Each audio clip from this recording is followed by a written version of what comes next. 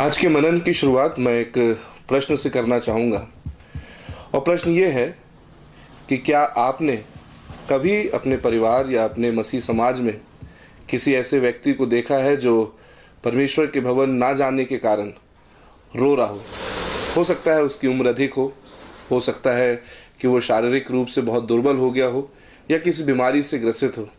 क्या आपने अपने परिवार या समाज में किसी ऐसे व्यक्ति को देखा है जो परमेश्वर के भवन में परमेश्वर के लोगों के साथ परमेश्वर की आराधना नहीं कर पाने के कारण दुखित है? हमारी यहाँ कलीसिया में बहुत से ऐसे बुजुर्ग हैं और जब वो परमेश्वर के भवन में नहीं जा पाते हैं तो मैंने स्वयं उन्हें दुखित और व्याकुल होते हुए देखा है, आंसुओं से उन्हें रोते हुए देखा है। और उनके आंसू न केवल परमेश्वर के भवन में परमेश्वर के लोगों के साथ आराधना करने की अभिलाषा को प्रकट करते हैं, परंतु उनके आंसू उनके विश्वास का प्रमाण होते हैं। ऐसे लोग कलीसिया के लिए आदर्श होते हैं। ऐसे लोग इस बात का प्रतीक होते हैं कि वो कितने भी दुर्बल क्यों ना हो जाए, परमेश्वर पर उनका विश्वास मजबूत है। लेकिन इसका दूसरा पहलू भी है। हम में से कई लोगों ने ऐसे विश्वासियों को भी देखा होगा जो सामूहिक आराधना को औपचारिक समझते हो, महत्वहीन, तुच्छ समझते हो, जो ये तर्क करते हो कि हमने अपने घर में आराधना कर ली है और यही हमारे आत्मिक जीवन के लिए पर्याप्त है।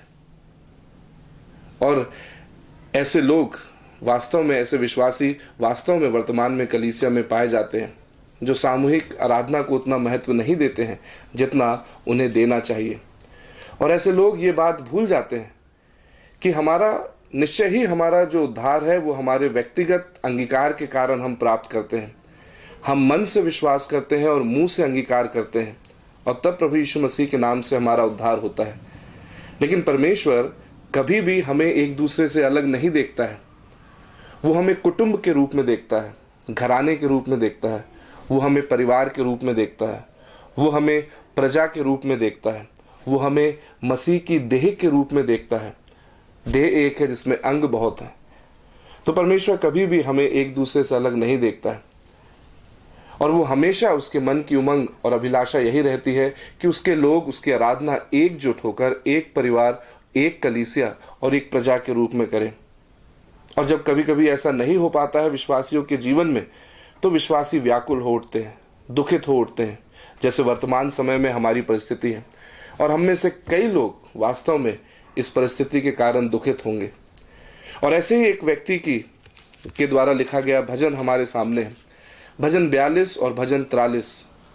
ये दो भजन वास्तव में एक ही गीत के दो हिस्से हैं और एक ही व्यक्ति के द्वारा लिखी गई प्रार्थना है। हमारी हिंदी की बाइबल में इसे जो शीर्षक दिया गया है वो कहा गया है निर्वासित व्यक्ति की प्रार्थना।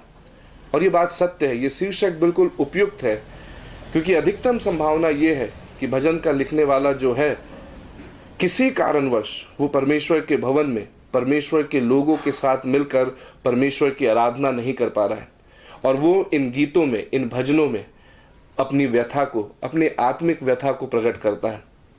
और यही आज हम सीखने का प्रयास करेंगे, एक विश्वासी की आत्मिक व्यथा।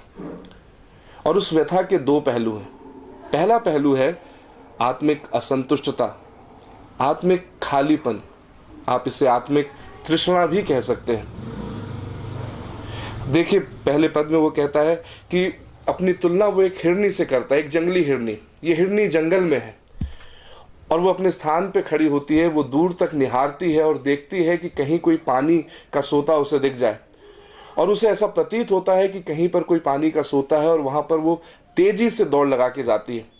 जब स्थान पे वो पहुंचती है तो वहां पर पानी नहीं पाती है, फिर सुस्ताती है, फिर रुकती है, फिर अपनी जगह पर खड़े होकर निहारती है और फिर उसे प्रतीत होता है कि कहीं पानी है, उस ओर दौड़ लगाती है।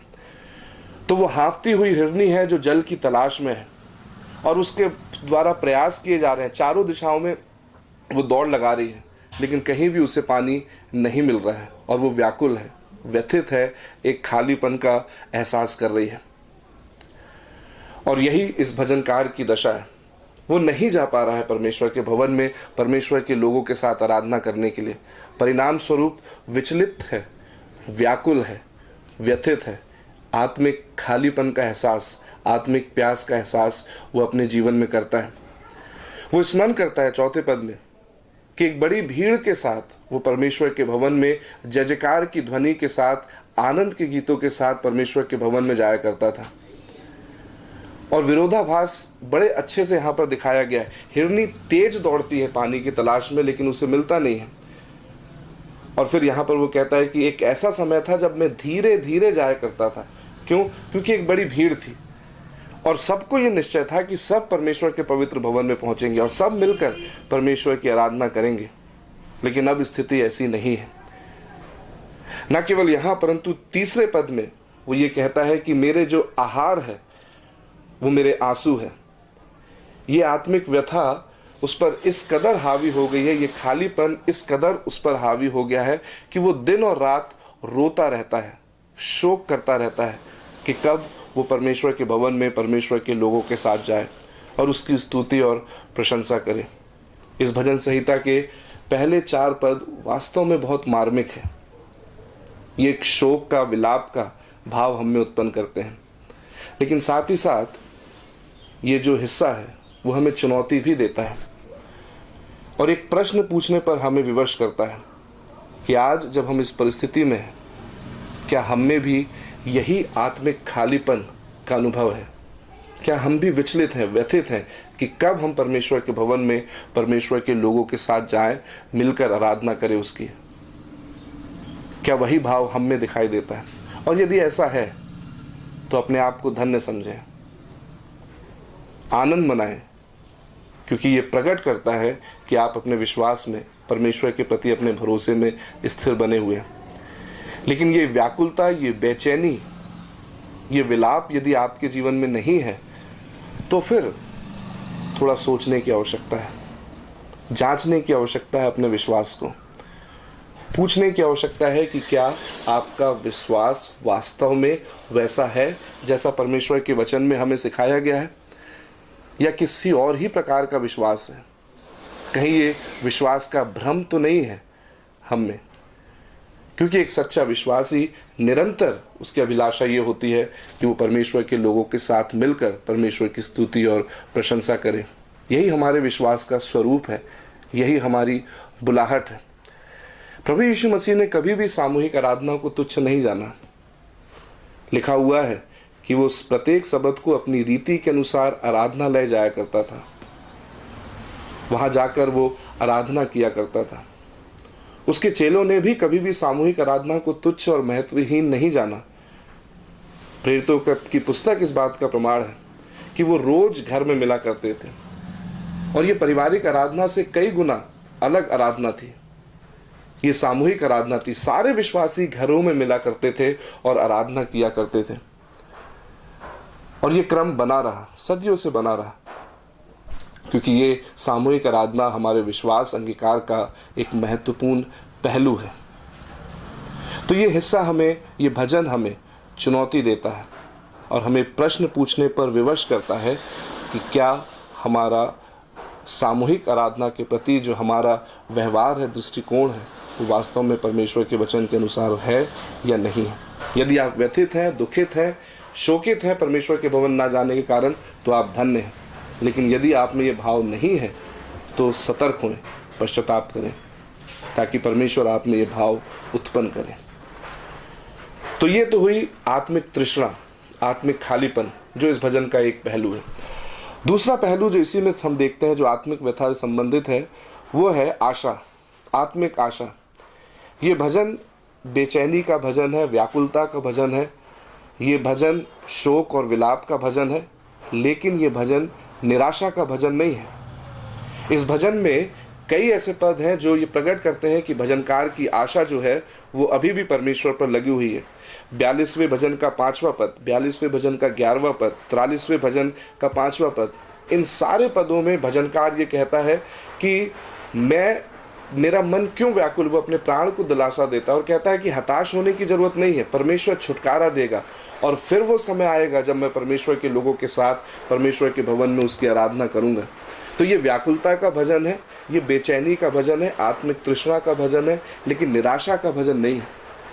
ये भजन कई रीति से भजन 84 को हमारे सामने प्रस्तुत करता है, भजन 84 में भजनकार कहता है कि मेरा प्राण तेरे भवनों की अभिलाषा करते करते मूर्छित हो चला है। धन्य है वे लोग, धन्य है वे लोग जो धन्य है वे लोग जो परमेश्वर के भवन में पाए जाते हैं, क्योंकि वो निरंतर परमेश्वर की स्तुति करते रहेंगे। और भजन 84 में वो ये भी कहता है कि एक दिन अवश्य आएगा कि जितने उसके भवन के अभिलाषी हैं वो रोने की तराई से गुजरकर सियोन में जाएंगे, परमेश्वर को अपना मुख दिखाएंगे। तो ये भजन निराशा का भजन नहीं है, आशा का भजन है। और ये आशा केवल भविष्य तक सीमित नहीं है, ये आशा वर्तमान पर लागू होती है। यदि आप देखें तो 7वें पद में लिखा है, 8वें पद में, तो भी दिन को यहोवा अपनी शक्ति और करुणा प्रकट करेगा और रात को भी मैं उसका गीत गाऊंगा और अपने जीवन दाता ईश्वर से प्रार्थना करूंगा। ठीक है, मैं अभी परमेश्वर के भवन में नहीं जा पा रहा हूं, लेकिन मेरी आशा है कि मैं वहां जाऊंगा। परिणाम स्वरूप आज मैं जहां भी हूं, अंधकार में परिस्थिति में हूं, गुलामी में हूं, दुख में हूं, बीमारी में हूं, ऐसी परिस्थिति में हूं जिसे मैं नहीं बदल सकता हूं स्वयं, जो मेरे नियंत्रण के बाहर है, तब भी मैं उसकी आराधना करना नहीं छोड़ूंगा। तो भविष्य में परमेश्वर के भवन में जाकर उसकी आराधना करने की आशा वर्तमान में प्रभाव डालती है और हमें निरंतर आराधना करने के लिए प्रेरित करती है, नियमित रूप से प्रभु की आराधना करने के लिए प्रेरित करती है। और इस आराधना करने का एक कारण ये भी है, यदि आप 42वें भजन की 10वीं पद को देखेंगे और साथ ही साथ 30वीं पद को देखेंगे, तो वहाँ पर वो कहता है कि मेरे विरोधी मेरे विश्वास का अपमान कर रहे हैं, उपहास उड़ा रहे हैं, वो बार बार मुझसे पूछते हैं कि तेरा परमेश्वर यहोवा कहाँ है। और इस प्रश्न का जवाब भजनकार आराधना करके देता है, उनका विरोध नहीं करता है, उनके प्रश्नों का जवाब नहीं देता है। वो आराधना करके दर्शाता है कि उसका भरोसा और विश्वास अभी भी परमेश्वर पर है और परमेश्वर अपने विश्वास योग्यता में खरा निकलेगा। यही चीज़ प्रभु यीशु मसीह में हम देखते हैं। प्रभु यीशु मसीह ने अपने मसीह होने का दावा किया, परमेश्वर के पुत्र होने का दावा किया, राजा होने का दावा किया, परमेश्वर के साथ एक होने का दावा किया, और अंत में जब वो क्रूस पर है, लोग उससे यही प्रश्न पूछ रहे हैं, कहाँ है तेरा परमेश्वर। वो उसे चुनौती दे रहे हैं कि यदि तेरा वास्तव में संबंध परमेश्वर के साथ है तो वो तुझे छुड़ाएगा, वो तुझे इस कष्ट से निजात दिलाएगा। और प्रभु यीशु मसीह कोई भी उत्तर नहीं देते हैं, कोई भी प्रत्यक्ष उत्तर नहीं देते हैं, सीधा उत्तर नहीं देते हैं, लेकिन हाँ, अपनी 7 वाणियों के द्वारा वो ये प्रकट कर देते हैं कि परमेश्वर पर उनका भरोसा अभी भी है, संबंध टूटा नहीं है, उनका निश्चय है कि परमेश्वर उन्हें छुटकारा प्रदान करेगा, जो उनकी मृत्यु के बाद उनके पुनरुत्थान में प्रमाणित होता है।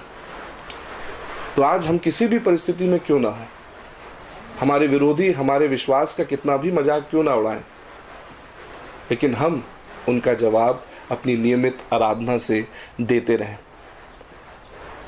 और अंत में मैं यही कहना चाहूँगा, क्या परमेश्वर के भवन में परमेश्वर के लोगों के साथ मिलकर परमेश्वर की आराधना नहीं करने का आपको दुख है, आप व्याकुल हैं, व्यथित हैं, आप अपने आप में एक आत्मिक तृष्णा का, खालीपन का अनुभव कर रहे हैं? यदि ऐसा है तो आप धन्य हैं, यदि ऐसा नहीं है तो आप सतर्क हो जाएं, जांचें अपने विश्वास को। पवित्र आत्मा आपकी सहायता करे कि आप अपने विश्वास को परख सकें और जांच सकें कि आप कहाँ पर हैं, और पवित्र आत्मा ही आप में ये भाव उत्पन्न करे कि आप पश्चाताप करें और इसी व्यथा को अपने जीवन में अनुभव करने पाएं। और साथ ही साथ आप जहाँ कहीं भी हैं, हमें इस बात का निश्चय है कि वो दिन जरूर आएगा जब परमेश्वर हमारे दिन पलटेगा और हम परमेश्वर के लोगों के साथ परमेश्वर की आराधना करेंगे। जब तक ऐसा नहीं होता है, तब तक आप जहाँ भी हो नियमित रूप से परमेश्वर की आराधना करते रहें। परमेश्वर आपको आशीष दे। परमेश्वर हम सभी को विश्वास में बने रहने की कुवत प्रदान करे। प्रभु यीशु मसीह के नाम से आमीन।